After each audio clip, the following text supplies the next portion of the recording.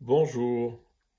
On m'a posé une question en me disant, mais le concept du soi, avec un S majuscule en Inde, semble bien loin des mondes divins qu'il y a chez nous en Occident.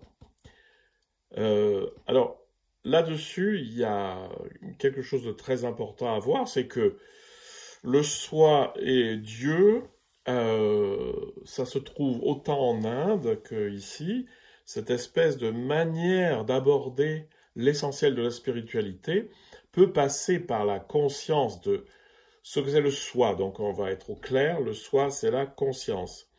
La conscience, une conscience extrêmement large qui est la conscience absolue si on veut.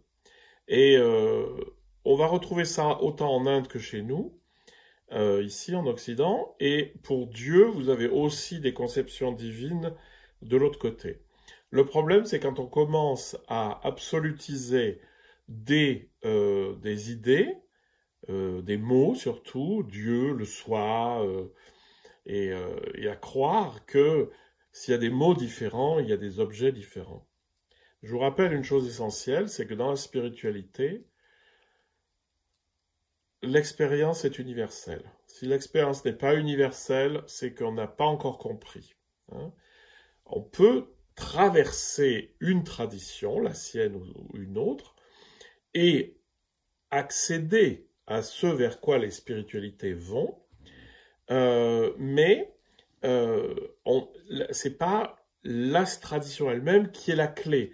Elle nous permet de traverser, c'est plutôt une porte, et des fois on se prend la porte dans la figure. Ce que je veux vous dire, c'est que toutes les spiritualités ont le même objet. Alors là, évidemment, je me fais brûler par les uns et par les autres, mais je m'en tape. Pourquoi? Parce que l'expérience est universelle, elle est extrêmement simple. C'est vraiment l'expérience.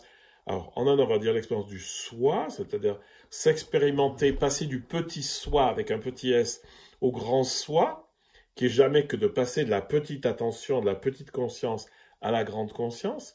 Mais c'est pareil dans le contexte chrétien ou d'autres religions. Vous avez ce qu'on appelle Dieu, par exemple pour Maître Eckhart, il va très nettement l'identifier au fond de ce que je suis. Mon fond est le fond de Dieu. Et en fait, lorsqu'on va un petit peu voir comment il voit ça, eh ben, c'est pas compliqué. Dieu est présent en moi sous la forme d'une conscience. C'est-à-dire, en moi, quelque chose est conscient, et cette conscience en moi, c'est Dieu. Voilà. Mais en fait, c'est la même chose si on parle du soi petit et du grand soi. C'est la conscience qui est une fois petite dans l'attention. Côté chrétien, on va dire par exemple que c'est l'âme humaine qui est un peu encore enfermée en elle-même. Et le grand soi, qui est la conscience complètement ouverte, où je me dépouille de ce que je suis. Et dans le christianisme, on va appeler ça Dieu.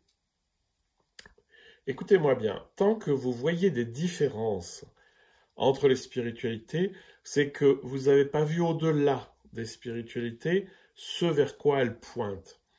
Et le jour où vous commencez à sentir que tout ça converge vers une expérience unique, simple et universelle, vous êtes sur la bonne piste.